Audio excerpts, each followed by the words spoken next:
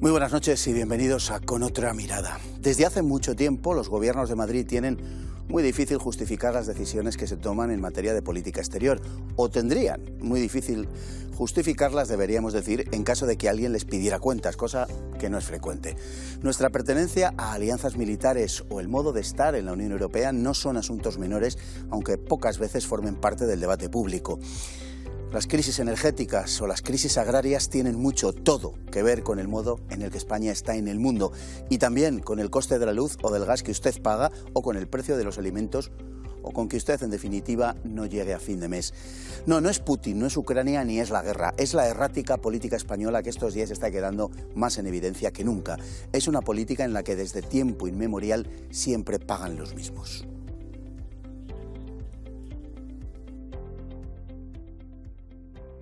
De entre los grandes países de Europa y del mundo, España es el único que no tiene una política exterior de calado. Desde la época de Carlos IV se ha cobijado a la sombra de las grandes potencias, sean estas Gran Bretaña, Francia o Estados Unidos, renunciando a una singladura propia. En la actualidad, la política exterior española es aún más dependiente de lo que jamás lo había sido. Inscrita en la Organización del Tratado del Atlántico Norte desde mayo de 1982, toda la política defensiva y militar española depende de los requerimientos de esta, que en última instancia son los de Estados Unidos. Algo que ha sido determinante a la hora de modelar el ejército español de las últimas décadas. A cambio, la OTAN no garantiza siquiera la integridad del territorio español, por cuando Ceuta y Melilla quedan fuera del paraguas defensivo atlantista y tampoco Gibraltar ha sido reintegrado al seno de la nación. La pertenencia a la Unión Europea, cuando esta era el mercado común o la Comunidad Económica Europea, era una vieja aspiración que contaba con el apoyo masivo de la población. Durante los primeros años, la asociación con la Unión Europea se percibió como beneficiosa. Sin embargo, con el paso del tiempo se han venido manifestando efectos perversos, concretados básicamente en la pérdida de la soberanía política y económica, que comenzó por la liquidación de buena parte de nuestra industria y que continúa en estos días en la destrucción del campo. OTAN y Unión Europea son los dos grandes ámbitos a los que España pertenece y ante los que resulta difícil no sacar la conclusión de que mantenemos una postura de subordinación incondicional. Igualmente, España ha renunciado a la búsqueda de una soberanía energética. El déficit en esta materia afecta de modo determinante al déficit comercial global. Y es que España importa el 75% de la energía que consume. Atendiendo al déficit energético, en 2020 este aumentó en un 74,3%, superando los 25.000 millones de euros, o lo que es lo mismo, el 96,7% del déficit total. La subordinación de la nación a intereses foráneos, así como la progresiva ideologización gubernamental, impide el aprovechamiento de numerosos recursos del país, como sucede en el caso del gas. La actual situación bélica en el este de Europa y las últimas decisiones del actual gobierno al respecto de Marruecos no hacen más que ensombrecer dicho panorama.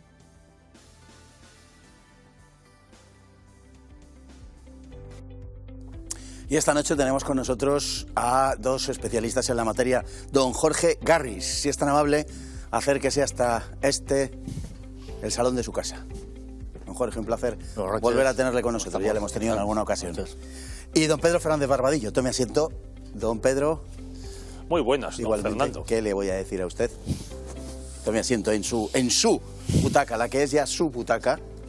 Bueno, habíamos comenzado diciendo, don Jorge, don Pedro, hablando de que esto ya casi es una larga tradición española, ese hecho de no tener política exterior desde la época de Carlos IV, el último gran monarca que digamos que nos mantiene presentes, bien presentes en el mundo, es Carlos III. Bueno, vamos a entrar en las políticas de los pactos de familia, que fueron bastante favorables para España, dadas las circunstancias, pero desde luego a partir de Carlos IV, a partir del periodo revolucionario francés, todo esto se viene abajo y podemos decir que casi hasta el día de hoy, aunque ha habido algunos periodos, en fin, que convendría también puntualizar, donde la política española ha sido más independiente y en todo caso más digna. Sí, es que efectivamente los pactos de familia tuvieron su importancia en cuanto a esa unión entre Francia y España en contra de Inglaterra, pero teníamos un imperio, una estrella de ultramar, unas provincias de ultramar, ¿no? Mejor dicho.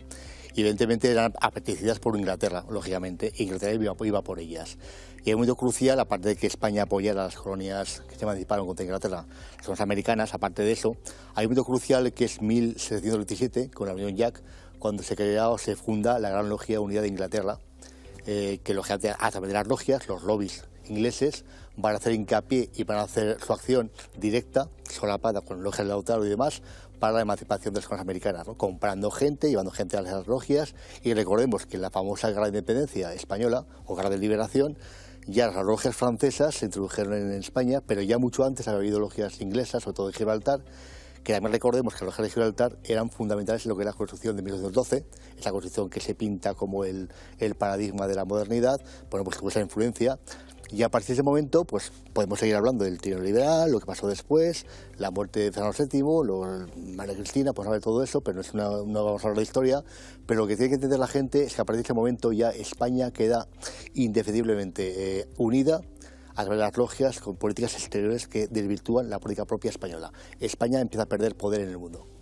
Y el siglo XIX es un muestrario casi perfecto de la sujeción de la política española a otras políticas. Es verdad que hay unos intentos en la época de O'Donnell, más que nada de emulación de la política exterior francesa, pero bueno, por lo menos tenemos una cierta mínima, pequeña recuperación. Pero en general, nuestra política exterior es una política permanentemente sujeta a las decisiones de las grandes potencias. Sí, como mencionaba usted, en el siglo XIX hay unos fogonazos de soberanía. Por ejemplo, Fernando VII consigue parar la intervención británica en Portugal. O'Donnell establece unos planes de rearme de la Marina que se llevan a buen término, también porque su gobierno es un gobierno largo y dura casi 5 años, y luego en el siglo XIX pues tenemos la última expansión territorial de España, que es la incorporación de IFNI a España, que se hizo en el año 35, creo recordar, o sea, durante la República, y después el pronunciamiento de las Naciones Unidas sobre Gibraltar, que además establece que Gibraltar no tiene derecho a la independencia, sino que debe de ser reintegrado a España. Pero es en el siglo XIX cuando se establece un principio en la diplomacia española que se aplica pues, hasta hoy, hasta el siglo XXI, que es que en política exterior España mira a ver qué hacen Londres y París, y si se ponen de acuerdo, España va detrás como una buena criada, pero que si no están de acuerdo, entonces se abstiene. Pues eso ha dado lugar a una política pues alicorta y supeditada a los intereses de estas dos grandes potencias.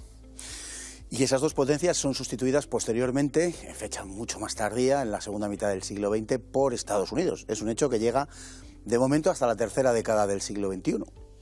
Estamos hablando de lo que decía Pedro, ese continuo, recordemos la mente neoliberal, lo que fue el guante griego, y al final ya la postre, finalmente llega la Primera Guerra Mundial, la Segunda Guerra Mundial, después de la Segunda Guerra Mundial llega la Guerra Fría, y ahí evidentemente ya mucho antes Estados Unidos tiene su pieza fundamental en el mundo, ¿no? A partir de la Primera Guerra Mundial. Y lógicamente España queda supeditada al poder de Estados Unidos, que luego se viene acrecentado después al finalizar la Segunda Guerra Mundial, ya con el régimen de General Franco, que tiene que hacer malabares, lógicamente, para establecerse y para intentar continuar en el poder con el régimen que había en aquel momento, lógicamente, con sus malabares. Ahí viene la tradicional amistad con el pueblo árabe para compensar ese aislamiento al que se tuvo que enfrentar España en aquel momento, y ahí viene el apoyo de Estados Unidos, porque lógicamente desde el punto de vista geoestratégico era fundamental tener a España a su lado para evitar de que España fuera, digamos, una punta de lanza o fuera una base soviética o una base del comunismo, lógicamente, cuando estamos hablando de la Guerra Fría. Con lo cual ya evidentemente España, recordemos las bases militares americanas, queda también supeditada, como decía, al poder americano y al poder anglosajón. De todas maneras, esa alianza con Estados Unidos por parte de la España franquista le permite a la nación española liberarse del yugo de francés y sobre todo británico. Eso tampoco hay que olvidarlo, porque si es por los británicos, después de la Segunda Guerra Mundial, pues España habría quedado absolutamente supeditada, habría sido pues lo que fue Grecia para esos mismos británicos. Estamos de acuerdo. Hay una voluntad, de todas formas, del régimen, en aquel momento, de integrarse. Hay una voluntad de integrarse en las alianzas internacionales y en el mercado común. Sí. De hecho, se pide la entrada en el mercado común, que es rechazada, bueno, teóricamente por motivos políticos, y en realidad puede que un poco también por eso, pero por otras cuestiones de más calado, si se quiere. Y efectivamente se produce esa sustitución también porque se produce esa sustitución en el mundo, porque Estados Unidos sustituye el viejo colonialismo franco-británico, pero los parámetros desde los que se hace esa se llevan a cabo esas alianzas son diferentes a los anteriores. Digamos que reflejan una mayor voluntad de soberanía por parte de España. Hay mayor voluntad y, repito, es una supeditación a Estados Unidos, pero Estados Unidos porque aprovecha la posición geográfica fundamental de España como una base logística de la futura OTAN. De hecho, como todos sabemos, España, a partir del momento en que es la OTAN, ya estaba diseñado para que España entrara en la OTAN.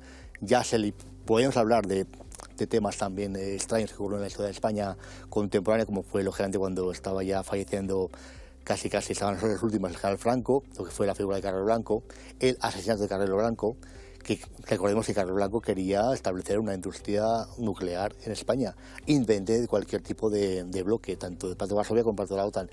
Y al final Carrero Blanco fue eliminado, de una manera que se voy a comentar y que se ha comentado en muchos programas, y España ya definitivamente va encaminada hacia la OTAN, con un diseño por parte, todos sabemos, por parte de la CIA, que tutorizó lo que fue ese proceso de transición hacia la famosa transición democrática española y hacia el nuevo orden democrático. Hay algunos episodios, como acaba de recordarnos don Jorge, en los que España manifiesta una voluntad, digamos, de estar en el mundo de otra manera. Uno de ellos es el que ha recordado, el del desarrollo de la propia energía nuclear por parte de España, que finalmente no llegó a buen puerto y que era un vector fundamental en la política de Carrero. España, por ejemplo, también se opuso a las medidas que adoptó Estados Unidos al respecto de Cuba.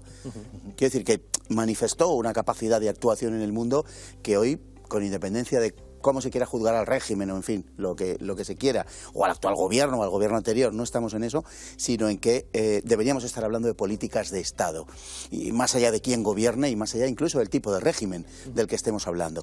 Más que de políticas de Estado, habría que hablar de políticas nacionales, sí. Porque al final el Estado pues es un Estado de partidos en el que los dos grandes partidos pues son los que quitan y ponen nombres, ministros, pero mantienen una política exterior y económica pues de absoluta dependencia. Otro de los ejemplos de la independencia, de cierta soberanía que mantenía el régimen español franquista frente a su gran aliado, en estos momentos de los que vamos a hablar, era prácticamente el único aliado, fue que el presidente Gerald Ford le propuso al general Franco que le permitiese infiltrar marines y comandos en Portugal de la Revolución de los Claveles, desde territorio español, y Franco se negó. Y esto sucedió pues en 1975, mayo-junio, pues unos meses antes de la muerte de Franco, ya muy deteriorado, y Franco anciano, fue capaz de imponer su voluntad a la superpotencia norteamericana y, como digo, al único aliado fiable que en ese momento tenía España. La política española en este momento descansa sobre dos grandes pilares, digamos, que es su pertenencia a la OTAN desde mayo del 82 y a la Unión Europea desde 1986. Decíamos al principio que uno puede pertenecer a un club, a una organización, de estados en este caso, pero que hay formas y formas de estar en ella, ¿no? Entonces, con independencia de lo que se piense de la OTAN, lo cierto es que si España forma parte de ella, parte de esa política nacional tendría que haber sido la de que la OTAN garantizase, lo que no es el caso, la integridad territorial de España. Digo que no es el caso por Ceuta y Melilla, y desde luego, de forma casi innegociable, podemos decir, la devolución a la nación española de Gibraltar. Pero nada de esto se tuvo en consideración a la hora de que España entrara en la OTAN, es decir, no se puso como requisitos sine qua non. Es que había un proyecto, ahora lo entendemos mejor, en aquellos tiempos, por lo general, aparte por edad, nadie lo entendía tan bien, me refiero al común de los mortales del país, ¿no? Pero ahora vemos el proyecto era meter a España dentro de la Unión Europea, por supuesto dentro de la OTAN, como ocurrió, siempre se mete en un país dentro de la OTAN y luego va a la Unión Europea después, como pasan con los países del Este, con las 5 oleadas ciertas en que la OTAN avanzó hacia Rusia, eso es cierto. Pero claro, el proyecto era de introducir a España dentro de la OTAN, porque interesaba lógicamente, por motivos obvios y estratégicos, que he explicado antes, pero luego estaba la Unión Europea. Y ahora entendemos de que la Unión Europea era un proyecto supranacional, ahora lo entendemos, que es una pieza más dentro del puzzle de lo que es el globalismo y el mundialismo. Ahora lo entendemos, ¿no? Y eso implica una pérdida de soberanía nacional total y absoluta dentro de esa Unión Europea, que a su vez también pierde soberanía en lo que es ese globalismo, ese mundialismo que se quiere instaurar en el mundo. Ahora sí que lo vemos con claridad. pero es que si quieres tener soberanía y contar en el mundo, tienes que contar no solo con las élites nacionales, sino también con una voluntad popular, con una adhesión de gran parte del pueblo, no digo de todo, a ese proyecto nacional, ese proyecto exterior. Y en España, pues por desgracia, la política exterior es política de partido. No hay más que ver cómo se enfrentó el PSOE, el partido eje en la política española, y todo lo que depende de él, pues la calle, los medios de prensa, al deseo de José María Aznar de vincularse a Estados Unidos, que también puede ser muy discutible, como decía don Fernando, los motivos, pero que indicaban que España se estaba separando del eje europeo, y en ese momento que imponía, que decidía cuál debía de ser la política exterior de la Unión Europea, Francia y Alemania, y que también encontró la respuesta de casi todos los países de Europa del Este. Es decir, cuando uno quiere, puede. También se podría citar el ejemplo, lo que pasó en los años 70, ya muerto Franco, en la transición, cuando Argelia, en venganza por el abandono por parte de España del Sáhara Occidental a Marruecos y a Mauritania, trató de introducir en el debate de la OUA la descolonización de las Islas Canarias como supuesta colonia. A pesar de ello, el gobierno de entonces, el gobierno de UCD, aunque tenía muy poca presencia diplomática en África, fue capaz de presionar a diversos presidentes de países africanos para impedir que eso se llevase a discusión al plenario de la OUA, y se consiguió. Entonces España ni estaba en la OTAN, ni estaba en la Unión Europea, tenía un problema muy serio económico, otro problema de terrorismo, había perdido el prestigio que había desde el año 75, y, subrayo, consiguió este asunto sin tener prácticamente ningún aliado. Por tanto, quien quiere puede. Sí, pero lo que estamos comentando, se pueden comentar muchas cosas de lo que fue la integración de España en la Unión Europea, pero al fin y a la postre, si somos realistas, hay que ver que para España ha supuesto una pérdida de identidad grande. Se desconoce bastante la historia de España, y aparte de esa pérdida de identidad, una pérdida de peso político dentro de lo que es la Unión Europea y en el mundo, que aparte de los ejes que hay estratégicos y de ejes de España, que los podemos comentar, que son muchos y varios y interesantes, pero realmente hay una pérdida de poder bastante considerable por parte de España. Pero eso no pasa, por ejemplo, en el caso de Polonia y Hungría, que son los dos miembros de la OTAN y de la Unión Europea, y en el caso de Turquía, que aunque sí es miembro de la OTAN, no lo es de la Unión Europea, y el régimen de Erdogan tiene una política exterior propia en los Balcanes y en Asia Central, enfrentada en ocasiones a la de sus supuestos aliados. Que quiere ser una nueva potencia regional, Turquía, lógicamente, por eso intervino en Siria, y le vino muy bien, lógicamente, el flujo de inmigrantes para poder negociar con la OTAN y servir como grifo para poder regular esa corriente migratoria hacia Europa por parte de Siria. Le vino muy bien para ganar poder. Pero es que Turquía, junto con Marruecos, que es la China en el zapato de España, económicamente no es nada. No es nada, no es nada. Pero ha intervenido en Libia. Sí, Libia, en Siria, sí. en el último conflicto que hubo el año pasado en el Cáucaso entre Armenia y Azerbaiyán. Quiere ser una gran potencia regional y, bueno, poco a poco va consiguiendo su posición, Turquía, y se cuenta con él. Orientado hacia Asia Central, ahora particularmente también hacia los Balcanes. En el conflicto, efectivamente, entre Argelia y Azerbaiyán fue muy claro. Armenia. Armenia y Azerbaiyán, he dicho. Sí, Argelia, ha dicho usted. Pues sí, he dicho Argelia, desde luego no era Argelia, era Armenia, que queda cerca de fronteriza con Azerbaiyán, y no Argelia, obviamente.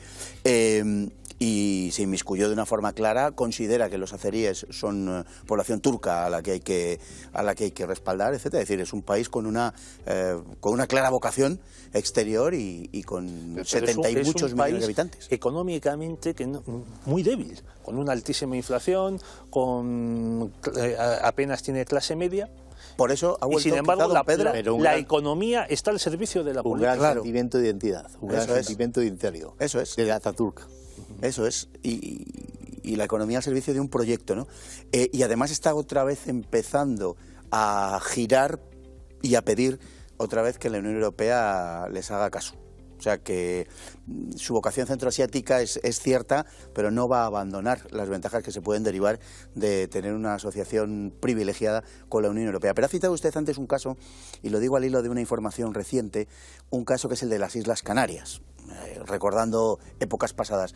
Es curioso porque las Islas Canarias, por muchas razones, porque todos sabemos que son objeto de la codicia marroquí, por una parte, y por otro lado porque oleadas de inmigrantes continuamente, todas las semanas llegan a sus costas. Sin embargo, en una encuesta de electomanía, que son enormemente fiables en sus encuestas, bueno, mapeaban, como se dice ahora, el territorio nacional, preguntando la gente que está dispuesta, a la proporción de gente, preguntando a la gente si estaría dispuesta o no a luchar por su país, por España, en caso de una invasión. Bueno, el mapa que nos dejaba era bastante significativo. Nos podemos imaginar que las regiones en las que hay un nacionalismo antiespañol más claro, pues son las regiones más agudos, son las regiones en las que hay una menor disposición y así sucesivamente, ¿no? Pero me llamaba mucho la atención el caso de las Islas Canarias, donde la proporción de gente que se manifestaba dispuesta a esa defensa del territorio nacional contra un invasor era semejante a la de esas regiones donde el nacionalismo antiespañol es más pujante. Es que se puede asimilar cuando es una región directamente amenazada. Ya. Es que yo he estado viviendo en Canarias. Yo vivo en Canarias y esto, la gente el que me escuche, que no se escandalice, porque hay de todo, pero yo en Canarias he visto quemar muchas banderas de España. Y he visto quemar más banderas de España en Canarias que en según qué zona del norte de España, lo digo así claramente, ¿eh? Y me sorprendió bastante, me chocó mucho, me cabré mucho en ese momento. Y bueno, yo entendía a los canarios lo que me explicaban y su idea, que ya había un incipiente nacionalismo, pues estaba de moda. Y aparte ya no hablo del MPAYAC, lógicamente, ¿no? Pero estaba de moda y se puso de moda y se incentivó. Y lógicamente, bueno, de aquellos lodos, pues estorbarlos, ¿no?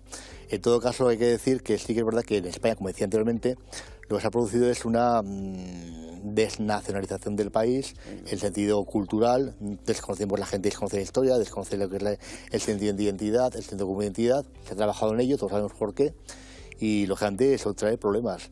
Y en lo que comentaba del tema del interés por defender las Islas Canarias, tanto los pueblos canarios, eso viene con la cultura de defensa. Hay que trabajar la cultura de defensa desde los colegios, desde la primaria, para que la gente conozca lógicamente la historia de España, conozca la importancia de España en el mundo y la necesidad de tener una defensa, porque realmente, como vemos ahora, con la famosa guerra de Ucrania contra Rusia, ocurren guerras, que parece que no ocurren guerras, hay enemigos, hay acciones militares, eso que la gente que lo conozca. Y eso hay que trabajar desde muy pequeños. Pero el nacionalismo canario, Pedro, vamos a ver, era un nacionalismo residual, de grupúsculos, sí, ¿no? El MPAYAC, el Flepica-Guañac, o sea, gente exótica y gente absolutamente marginal. El nacionalismo canario que ha surgido en las últimas décadas lo es al estilo burgués. Quiere decir, pues porque el juego político en España que se ha instaurado es necesito generar una red clientelar y un aparato diferencial ideológico y tal para poder chantajear al Poder Central de Madrid, porque si no, no eres nada. Y de hecho las regiones donde no hay nacionalismo son las más abandonadas por las políticas nacionales. Y en ese sentido se puede, bueno, entender, digo que no justificar, pero sí entender. Ahora, que una población que se siente, que se debería sentir directamente amenazada, no manifieste su disposición a defenderse, pues es un sentimiento suicida. Bueno, yo creo que... O quieren ser marroquíes o mauritanos, no lo sé. No, yo creo que no quieren ser nada. O sea, lo que está dejando el nacionalismo, y lo estamos viendo pues en Vascongadas, en Navarra, en Cataluña, es un nihilismo atroz. Un gran vacío, sí señor. En estas tres regiones que he citado, Cataluña, Navarra y Vascongadas, el catolicismo llegaba a ser clericalismo y era notoriamente dominante, yo creo que mucho más que en Galicia. Sí. Sin embargo, al adherirse un sector mayoritario del clero vasco-navarro y catalán al nacionalismo, y convirtieron el nacionalismo en una religión de sustitución del cristianismo, y hoy día el nacionalismo pues no es absolutamente nada, porque no hay detrás de él un sentimiento. Porque para convertirse en mayoritario y aprovechar, vamos a decir, el signo de los tiempos, pues tiene que atacar todas las ideas de honor, deber, sacrificio, comunidad, y la consecuencia es que las únicas comunidades que se están creando son las comunidades estilo cuperas que compiten en ver cuántas pintadas hacen de más, cuántos lugares apedrean, dónde ponen la señera, la señera no, la estelada más grande, y no hay absolutamente nada detrás. Si el 1 de octubre de 2017, cuando se produjo ya el golpe de Estado catalanista, hubiese habido pues 1.000, 2.000, 5.000 catalanistas dispuestos a morir, de verdad, a jugarse la vida, pues las cosas yo creo que habrían sido distintas, pero es que no estaban dispuestos a ello. Creían que les iba a venir la independencia pues gastándose los dedos en el teclado poniendo tweets en Twitter. Y ese era todo su sacrificio. Bueno, eso entra dentro del aparataje, digamos, perdón por el palabra, de la posmodernidad, ¿no? Que es las luchas simbólicas, sí. Pero la importancia del hecho en Canarias sí, aunque está pasando nada. Lo mismo. Canarias es una comunidad que en ocasiones tiene más paro registrado de España, por encima de Andalucía y Extremadura, también con una altísima tasa de divorcios, de nacimientos de hijos fuera del matrimonio, y en este nihilismo, en esta absoluta dependencia del Estado, en este caso de la administración autonómica, a mí me sorprendió no las quemas de banderas españolas que dice don Jorge que la asistió, sino la oposición de una enorme parte de la sociedad, probablemente mayoritaria, a cualquier tipo de prospección petrolífera hecha por Repsol en esas aguas. Cosa que a los brasileños, a los argentinos, a los noruegos, a los canadienses, a los californianos no les importa que se busque petróleo en aguas o en lugares, vamos a llamarles virginales, lo que es una fuente de riqueza. ¿Pero qué era? ¿Por razones ecologistas? Yo creo que porque estaban en una especie de desinformación. Para mí, desinformación y propaganda. Sí, pero desinformación y propaganda, claro, promovida por alguien, pero también por una especie de que no... Como nos encontramos siempre que tratamos los temas de política exterior, que nos preguntamos, ¿pero esto de verdad es que no les interesa a los españoles? Y dices, pues efectivamente, es que no les interesa. Podemos explicarle a un agricultor, por ejemplo, de fresas de Huelva, que su bienestar depende de la política, bueno, está muy influido por la política exterior de España, tanto en la Unión Europea como frente a Marruecos. Y te dice que no, que a él lo único que le importa es que le bajen los impuestos. Pues este, por desgracia, es el sentimiento de una gran parte de los españoles. Quizás con la guerra de Ucrania, pues en alguna capa de la sociedad española, en algún grupo, esto empiece a cambiar.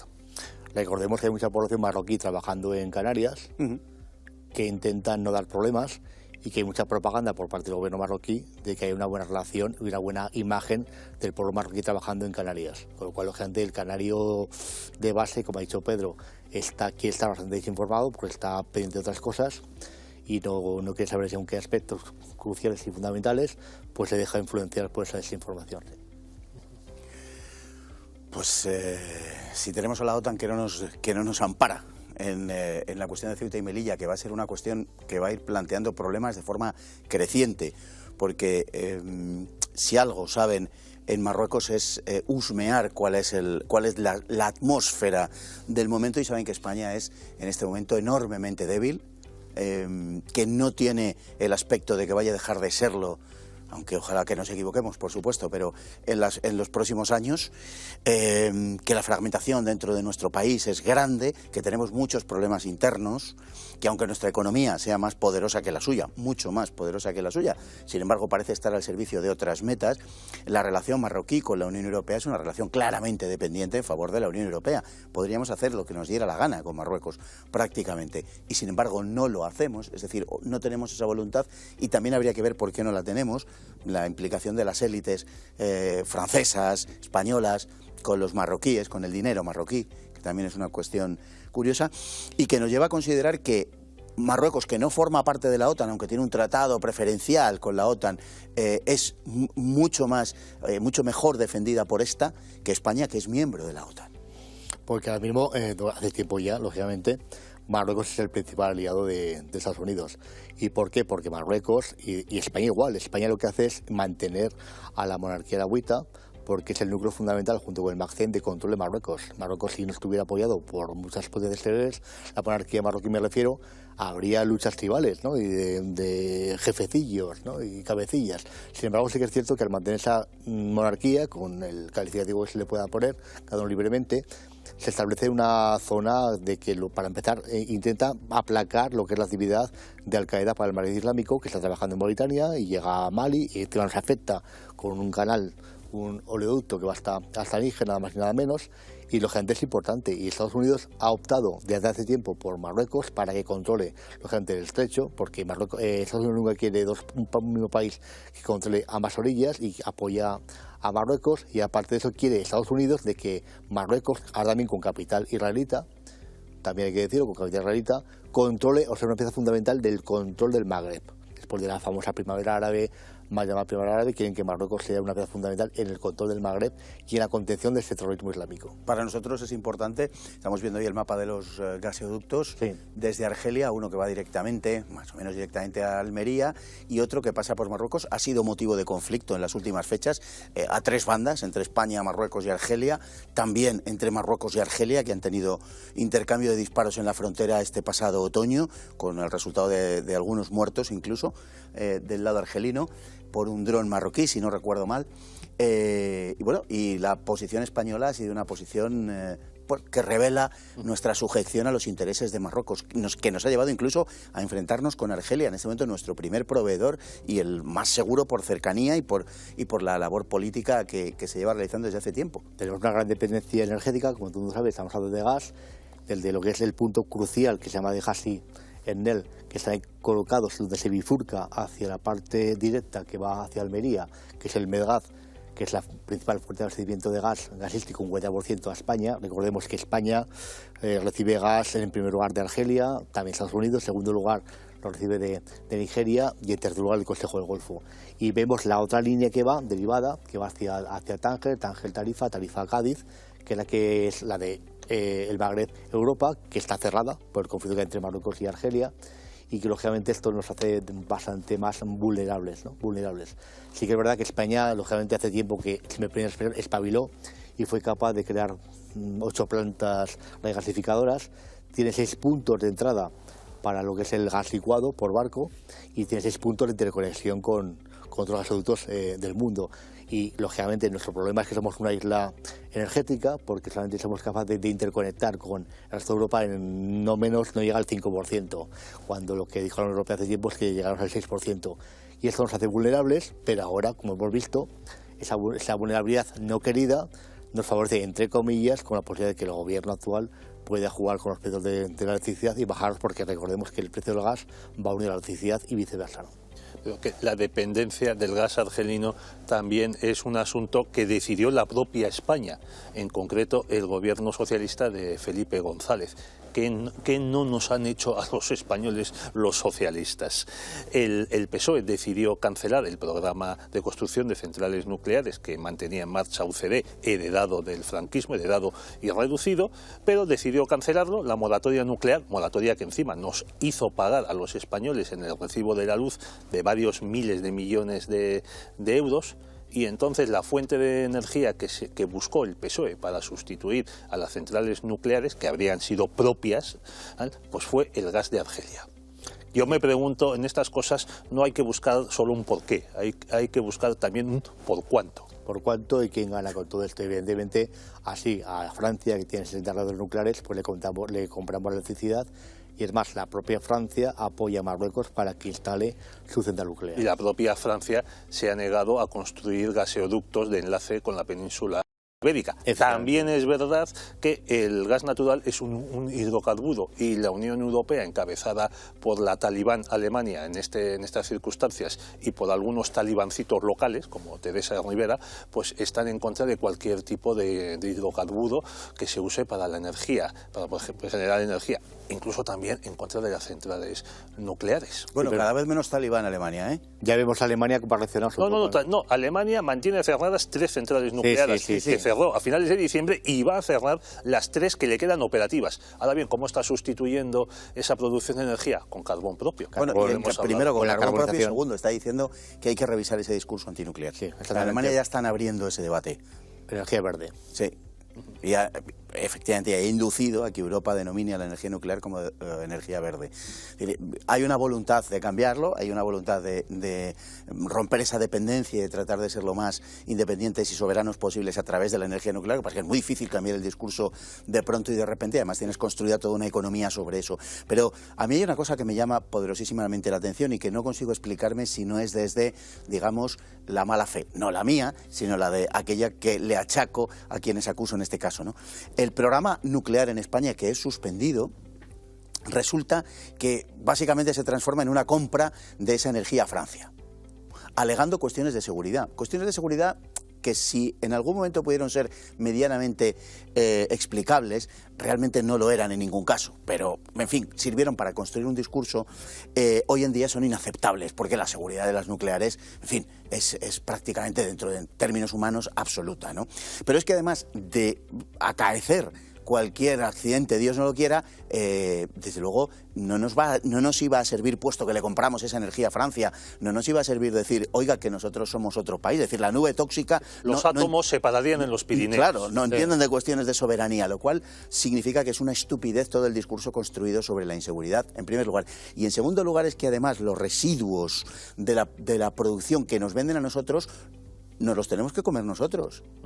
Es decir, que ¿qué nos ahorramos verdaderamente comprándoselo a Francia? Ningún riesgo y ningún coste de aquello que pudiera repercutir en la inseguridad futura, por una parte, y en cambio carecemos de soberanía energética. Esto no se pudo hacer por casualidad, quiero decir, esto no lo rectifica ningún gobierno. ¿Cuál es la razón para que no se rectifique esta política? Pues lo que estamos comentando es la pérdida de peso político a lo largo de los siglos, y estamos hablando de Francia, lógicamente. Estamos hablando de que en un momento dado Carlos Blanco es asesinado, el que quería, lógicamente, mantener una potencia nuclear para España, el proyecto Islero, famoso, de bomba nuclear española, que había capacidad para hacerlo, y fue asesinado. Y hubo un cambio de régimen, y a partir de ese momento, lógicamente, pues como lo estabas apuntando, ya dependemos más a nivel energético de Francia. Se van las centrales nucleares españolas se van desapareciendo, hay un contrato de una cesión y una caducidad de las centrales nucleares españolas por motivos de seguridad aducidos en aquel momento, y ahora lo entendemos muy bien. Cuando pasa el tiempo todo se entiende bien, pero el problema es que al pasar el tiempo lo entiendes muy bien, pero ya no hay remedio, ¿no? Y evidentemente es una absoluta falta de capacidad energética propia por parte de España, que se intenta suplir con las renovables, que pueden llegar en este momento al 40%, pero en el futuro va a haber más demanda de energía, y lógicamente ahora con el problema que tenemos de Ucrania, el problema del gas de Rusia, y ahora la alternativa americana con el gas licuado, que es mucho más cara, pues habrá lógicamente una oferta más cara, que la demanda subirá, y los precios subirán, y la fórmula típica y tópica es reducir el consumo. Bueno, reducir el consumo, ¿hasta qué punto se puede reducir el consumo? Es un tema difícil. Una pregunta a los dos, entre paréntesis, una respuesta corta porque no es el tema de hoy, pero permítanme que lo coja por los pelos. Efectivamente, el proyecto nuclear de Carrero Blanco se llamaba Islero. Islero es el nombre del toro que mató a Manolete. Manolete, sí. ¿Islero mató a Manolete e Islero mató a Carrero Blanco? Yo no puedo decirlo, la verdad. No sabemos por qué Franco, que era el que tenía la última palabra, decidió cancelar el proyecto de construcción de una bomba atómica en España. Nada más. La construcción de esa bomba atómica no era del agrado de los Estados Unidos, y se ha querido establecer una relación entre los Estados Unidos y la muerte de Carrero Blanco. Es un tema que tocaremos en otro programa, pero... ¿Y por qué no la KGB? Que habría sido... Bueno, Suárez dijo aquello de que no sabía... aquello de si se pagaba en rublos o en dólares, y aquí estamos en el mismo caso, ¿no? Eso es como decir que el Grapo estaba manipulado por servicios secretos o por el llamado búnker. Dices, no, es una confesión. Pues don Pedro, los grupos neonazis en Alemania Occidental en los años 60 y 70 estaban sostenidos por la Stasi. Ya, pero aquí también, con esas declaraciones en España, lo que querían hacer esos ministros del Interior era disimular su incompetencia absoluta. Bueno, alguno ascendió incluso. Sí. Algún responsable de lo de Carrero incluso ascendió, y ascendió mucho. Bueno, pero sobre el tema del atentado de Carlos Blanco, realmente Carlos Blanco, y la relación con Islero, el plan nuclear, sí que hay bastante escrito, bastante escrito relativamente. Y hay informes por parte de los servicios de inteligencia franceses en que dicen claramente lo que querían, y eso no señala a nadie, sino que está escrito, y se puede citar la persona que fue un agente doble, que fue bastante famoso en España, y está escrito en libros que tengo yo en mi casa, casi anticuario, se puede leer. Y sí, igual que por parte de Estados Unidos, no se quería que España fuera potencia nuclear, no se quería, bajo ningún concepto, con lo cual sí que es verdad que le pudo causar la muerte, entre otras cosas, ¿no? Y por supuesto para hacer una finalización del régimen de General Franco. Es el gobierno de Felipe González, en los años 80, el que da un giro a toda la política, introduciendo, como hemos dicho antes, a España en la Unión Europea, confirmando la pertenencia a la OTAN. Efectivamente, a través de la entrada en la OTAN. Que se hizo al contrario, que le ayudó a ganar a Felipe las elecciones, referéndum para salir, luego del referéndum para quedarte. También incorpora a España al Tratado de No Proliferación de Armamento Nuclear. Es una cosa muy simpática, ¿no? Y también abre la verja de Gibraltar. Sí, lo primero que hizo en diciembre del 82 fue la apertura de la verja de Gibraltar, que aprovechamos, que lo ha mencionado don Pedro, para reflexionar al respecto, ¿no? Porque Gibraltar forma parte de todo esto y es quizá la bandera de la sumisión española, el espejo que mejor muestra la sumisión española. El PSOE llega al gobierno, diciembre del 82, la primera medida que toma es la de la apertura de la verja, que era el cierre de la verja, una medida que estaba dando bastantes buenos resultados en la época que se decide en los años 60, después de la descolonización que había ordenado la ONU, y bueno, no negociamos la devolución de Gibraltar pese a la pertenencia de España a la OTAN y pese a la pertenencia a la Unión Incluso se podía haber aprovechado el Brexit para avanzar en este asunto y no ha hecho nada ningún gobierno, sobre todo los gobiernos socialistas. Hay intereses en la élite española, vamos a llamarlo así. Bueno, a ver. Hay intereses en que no nos devuelvan Gibraltar. Todos los bancos españoles tienen oficina abierta en Gibraltar, paraíso fiscal y lugar de lavadero de dinero, de tráfico de sustancias no permitidas en diversos países, etcétera, etcétera. Todo tipo de negocios sucios tienen su asiento en Gibraltar. Y luego la élite, la oligarquía que controla Gibraltar, tiene sus residencias de verano pues en lugares de la costa española, como Sotogrande, Marbella, etcétera, etcétera. Aquí la verdad cabe uno preguntarse, acudiendo a la historia, que claro, Gibraltar era el lugar en el que se refugiaban muchos conspiradores y muchos gobernantes derrocados, que ahí encontraban pues la acogida fraternal de los ingleses. Hasta la próxima.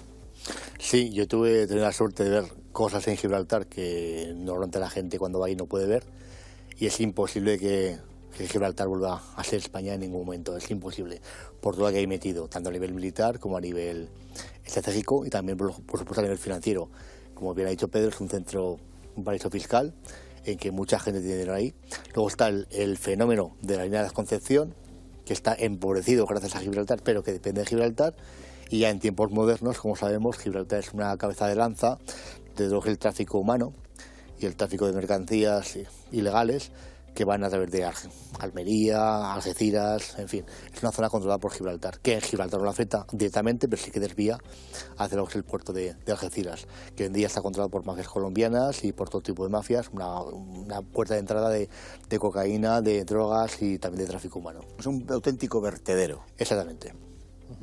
Y luego también Gibraltar es un pilar de la red Echelon, esta de espionaje que usaban los países anglosajones, porque siempre son los mismos, Estados Unidos, Canadá, Gran Bretaña, Australia y Nueva Zelanda, para espiar los 5 ojos. A todo el mundo. Los 5 ojos, sí. Lo que he dicho ahora, que el tema estratégico, hablaba de eso, hablaba de la Echelon, los 5 ojos, ellos tienen sus puertos, sus puntos, sus nodos por el mundo, para el control que ellos tienen. Pero don Jorge, usted también sabe que Estados Unidos, no la OTAN, Estados Unidos tiene una base en España, muy cerca de Gibraltar, que es la base de Rota. De Rota. ¿No podría el gobierno español, con una política nacional, plantearle a Estados Unidos la alternativa de o Rota o Gibraltar?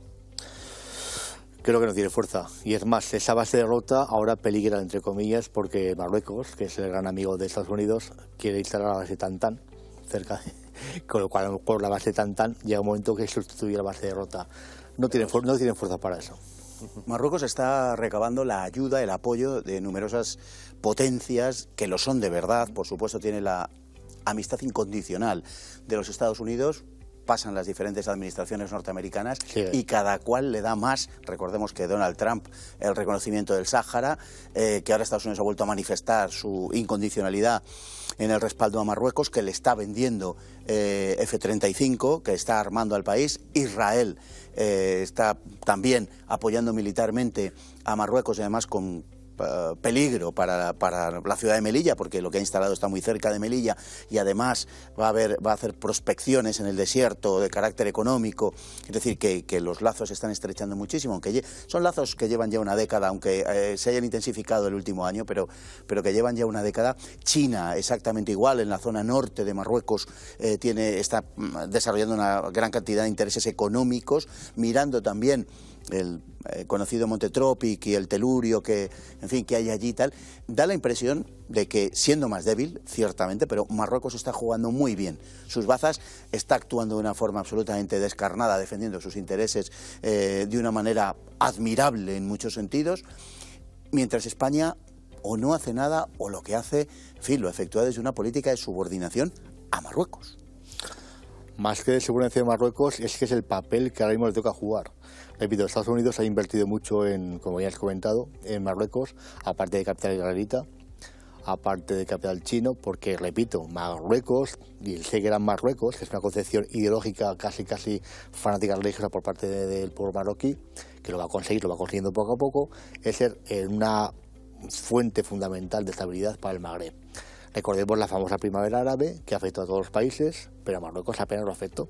Y es más, repito, Marruecos está jugando también como el contenedor, el muro del islamismo yihadista, como el Magreb para el Magreb islámico y Al-Qaeda, ese muro que tienen ahí en el Sáhara, de 2.400 kilómetros, también esa influencia sobre Mauritania. O sea, Marruecos es fundamental para la defensa ahora mismo del Magreb, y Estados Unidos tiene mucho interés en que Marruecos sea una gran potencia. Y España, es que en este momento España no... y aparte también está recibiendo lo que es que algunos ya escribimos hace años, ahora todo el mundo lo comenta como guerra híbrida, hacen lo comentamos algunos, el tema de emplear en la migración ilegal como arma geopolítica. Y eso es igual que hizo Turquía, eso es impepinable, si se me olvida la expresión. Ellos lanzan para arriba oleadas y oleadas, y al final el gobierno de arriba tiene que claudicar de alguna manera para esas oleadas. Desde el punto de vista del derecho humanitario, porque aparte la Unión Europea no se lo permite y aparte el Plan Mundial de la ONU tampoco se lo permite. Es que es complejo. Una consecuencia de las cartas que está jugando también Marruecos es que sus grandes protectores, Estados Unidos y Francia, amparan a un Estado que es un Estado históricamente agresivo, es un Estado imperialista que desde su independencia en el 56 se ha expandido a costa de sus vecinos, con los que ha tenido choques armados. Se ha expandido a costa de España, ha mantenido con Argelia una guerra que se llamó de las Arenas en los años 80, también ha tenido trifulcas con Mauritania, y está ocupando un territorio del que España sigue siendo potencia administradora, y lo está haciendo contra las resoluciones del Consejo de Seguridad de las Naciones Unidas. En verano pasado, el gobierno argelino anunció la ruptura de relaciones diplomáticas otra vez